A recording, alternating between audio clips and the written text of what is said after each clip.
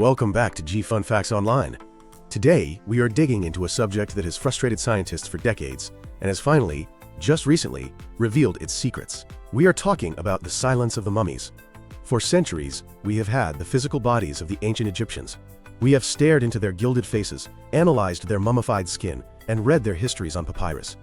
But for all that physical presence, they were genetically silent.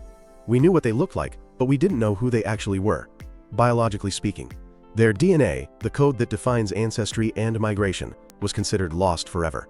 Today, we are going to explore how that silence was broken, from the failures of the 1980s to the massive breakthrough in 2017, and finally, the stunning 2025 discovery that took us all the way back to the Old Kingdom. To understand why this is such a big deal, we have to look at why Egypt was considered a black hole for genetic research. In the world of molecular archaeology, context is everything. We have successfully sequenced DNA from woolly mammoths, frozen in the Siberian permafrost, and from Neanderthals hidden in cool European caves. Cold is a preservative. Heat is a destroyer. DNA is a fragile molecule. After death, it begins to degrade, breaking down into smaller and smaller fragments until it is just background noise. The primary catalyst for this breakdown is hydrolysis, and hydrolysis accelerates exponentially with heat. The Egyptian desert is essentially an oven. Temperatures inside tombs can fluctuate wildly, sometimes soaring to extreme highs. Scientists estimated that 4,000 years in the Sahara causes as much DNA damage as millions of years in the Siberian ice.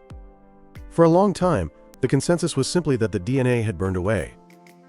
But it wasn't just the climate, it was the Egyptians themselves. The very process of mummification, designed to preserve the body for eternity, was a disaster for modern genetics. The embalmers used natron, a salt mixture, to dry out the body. This rapid dehydration and high salinity shredded the DNA. Later, in different dynasties, they coated bodies in bitumen, hot asphalt, and resins. These organic chemicals penetrated the bone and acted as what we call PCR inhibitors. Even if some DNA survived, these chemicals made it impossible to amplify it in a lab. In the 1980s and 90s, there were attempts. The most famous was in 1985 by Svante Pääbo, the man who would later win a Nobel Prize for Neanderthal genomics. He claimed to have cloned DNA from a 400-year-old mummy, but as technology improved, it turned out to be contamination, likely DNA from the researchers or handlers who had touched the mummy over the years. That failure cast a long shadow. For 30 years, ancient Egyptian DNA was synonymous with impossible. That brings us to 2017. The tide finally turned. A team from the Max Planck Institute for the Science of Human History and the University of Tübingen decided to tackle this with new technology.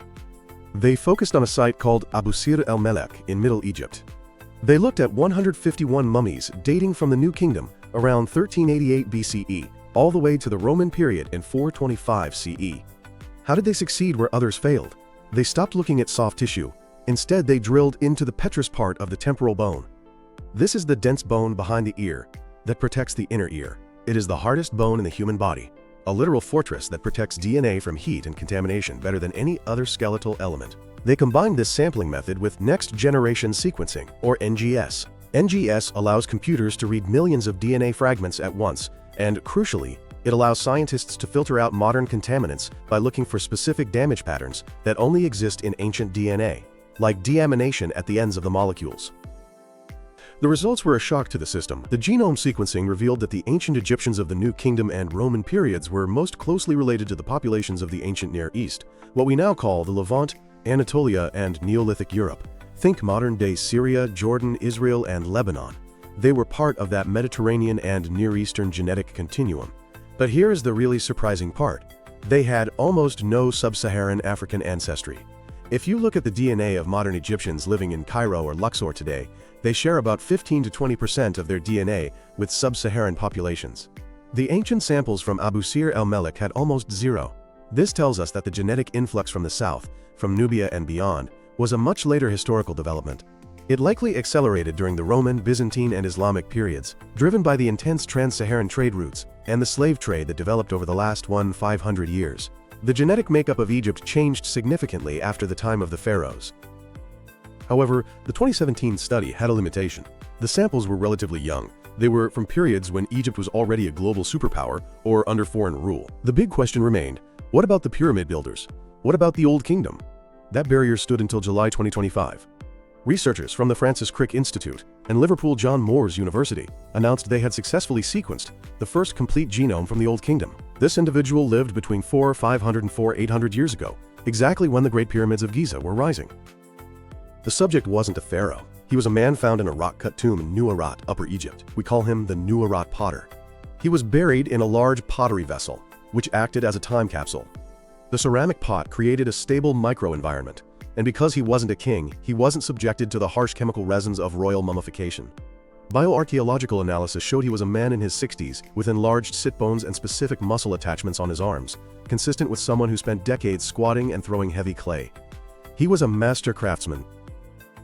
When they sequenced his genome, it confirmed the 2017 findings, but added a profound twist. About 80% of his ancestry was local North African, linking him to the indigenous hunter-gatherers and cattle herders of the Sahara. This proves the core population was distinct and local. But the other 20%? It traced directly to the Fertile Crescent and Mesopotamia, modern-day Iraq and Iran. This is the earliest direct genetic evidence of human migration between the Nile and the Tigris-Euphrates. Historians have always noticed Mesopotamian influences in early Egyptian art, like the Master of Animals motif or the niche facade architecture on early tombs. For a long time, scholars argued this was just ideas moving, cultural exchange. The Nuwayrat Potter proves that people moved too.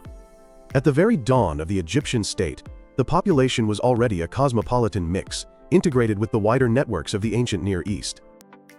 So what does this all mean? It rewrites history in three major ways. First, it dismantles the 19th and 20th century race science theories that tried to categorize ancient Egyptians as strictly white or black. The DNA shows a biological reality that defies our modern political categories. They were a bridge population, anchored in North Africa but deeply intertwined with the Mediterranean and the Near East. Second, it highlights the massive demographic shift that happened later. The fact that modern Egyptians have significant sub-Saharan ancestry, while the ancients didn't, shows us that the Roman and Islamic periods fundamentally reshaped the population through trade and movement. And third, it shows continuity.